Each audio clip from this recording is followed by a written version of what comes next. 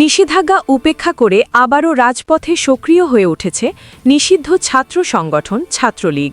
শনিবার সকালে চট্টগ্রাম নগরের গুরুত্বপূর্ণ কয়েকটি এলাকায় প্রকাশ্যে মিছিল করে সংগঠনটির কিছু নেতাকর্মী। হঠাৎ এই মিছিল এবং তাতে দেওয়া স্লোগান নগর জুড়ে নতুন করে আলোচনার জন্ম দিয়েছে।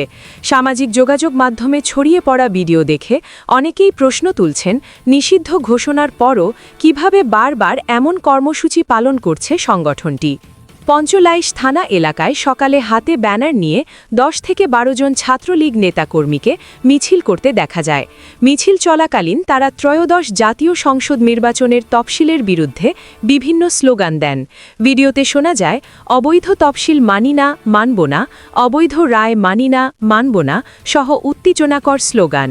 এসব দৃশ্য দ্রুতই ফেসবুকে ছড়িয়ে পড়ে এবং বিষয়টি সাধারণ মানুষের দৃষ্টি আকর্ষণ করে। একই দিন সকালে নগরের বন্দর থানা এলাকার একটি স্থানেও নিষিদ্ধ ছাত্রলীগের মিছিল হওয়ার তথ্য পাওয়া গেছে। যদিও ঠিক কোন এলাকায় মিছিলটি হয়েছে তাৎক্ষণিকভাবে তা শনাক্ত করা যায়নি।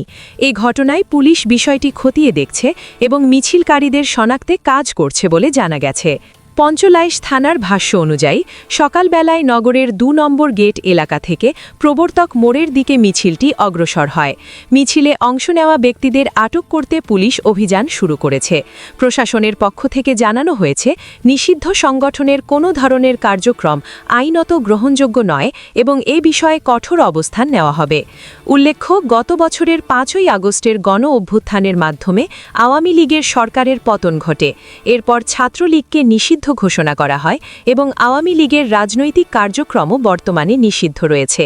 তবুও এর পরবর্তী সময়ে বিভিন্ন সময়ে চট্টগ্রাম নগরের বিভিন্ন এলাকায় ছাত্রলীগ ও সংশ্লিষ্ট নেতাকর্মীদের মিছিল ও ঝটিকা কর্মসূচির ঘটনা সামনে এসেছে, যা নগরের নিরাপত্তা পরিস্থিতি নিয়ে উদ্বেগ তৈরি করেছে।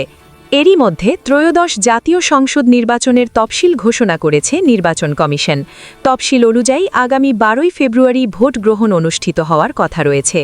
নির্বাচনী প্রক্রিয়ার এই গুরুত্বপূর্ণ সময়ে নিষিদ্ধ সংগঠনের প্রকাশ্যে মিছিল ও স্লোগান নগরের আইন শৃঙ্খলা পরিস্থিতি নিয়ে নতুন প্রশ্ন তুলেছে। সব মিলিয়ে নিষেধাজ্ঞা থাকা সত্ত্বেও বারবার মিছিলের ঘটনায় সাধারণ মানুষের মধ্যে উদ্বেগ বাড়ছে। নগরবাসীর প্রত্যাশা, আইন শৃঙ্খলা বাহিনী দ্রুত ও কার্যকর পদক্ষেপ নেবে এবং নগরের শান্তি ও নিরাপত্তা বজায় রাখতে কঠোর ব্যবস্থা গ্রহণ করবে। পরিস্থিতির পরবর্তী অগ্রগতি এখন সবার নজরে। আপনি দেখছিলেন এনএলবি নিউজ। সাথে থাকার জন্য ধন্যবাদ। পরবর্তী আপডেট জানতে এখনই সাবস্ক্রাইব করুন আমাদের চ্যানেল। ধন্যবাদ।